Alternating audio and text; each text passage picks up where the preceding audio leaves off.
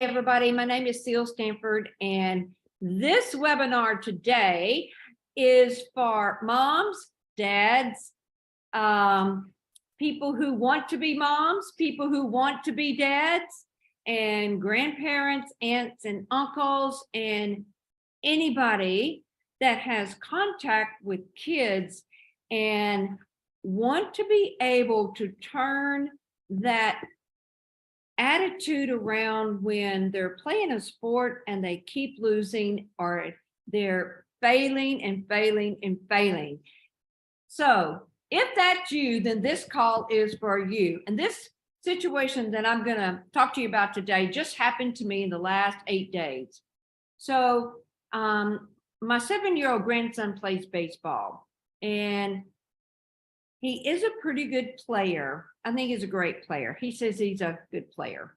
So I touched base with him last week to see how he was doing, because he plays on Monday nights and he was getting ready to go to the game.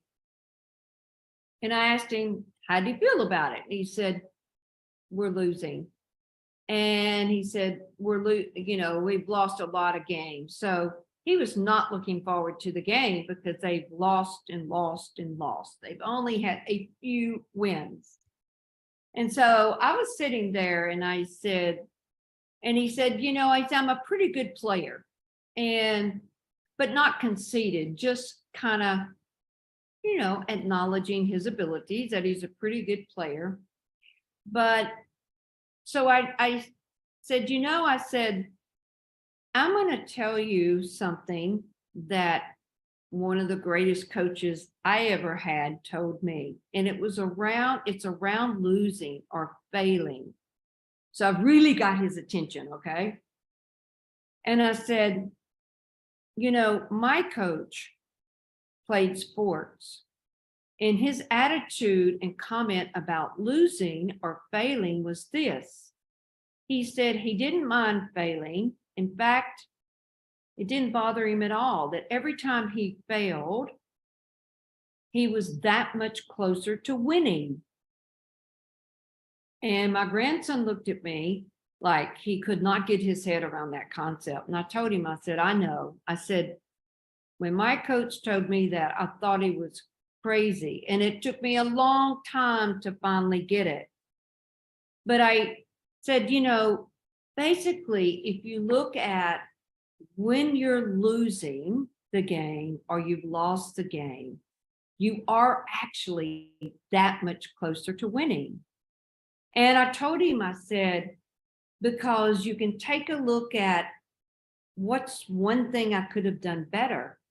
Because once you identify that, the next game, you're that much closer to being able to win because you know what to correct. So I said, if you look at failing and losing in a different attitude, that, hey, it's okay, you're that much closer to winning, you will start to win eventually because you will correct and get better. So I wasn't sure, how much went in. I just know that it was a great conversation. And I told him, when he said, I'm a pretty good player. And I said, why don't you go out there tonight? And I said, why don't you inspire all the other kids on the team with a great attitude? And I didn't get to go to that game that night.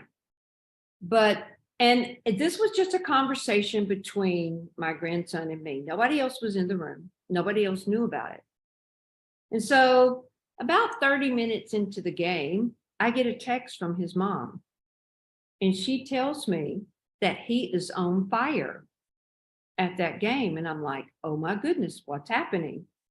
And she said, well, he's gotten several people out or called a fly ball, and he's gotten on base and he's hit, just on fire. And so all I did was just listen to him. The phone call didn't last more than 10 minutes. I explained to him that every time you fail or lose, if you look at it as you're that much closer to winning, because you can find out what you need to get better at. and get better by the next game. That was a game changer for him. And that is it. So try it and let me know what your results are.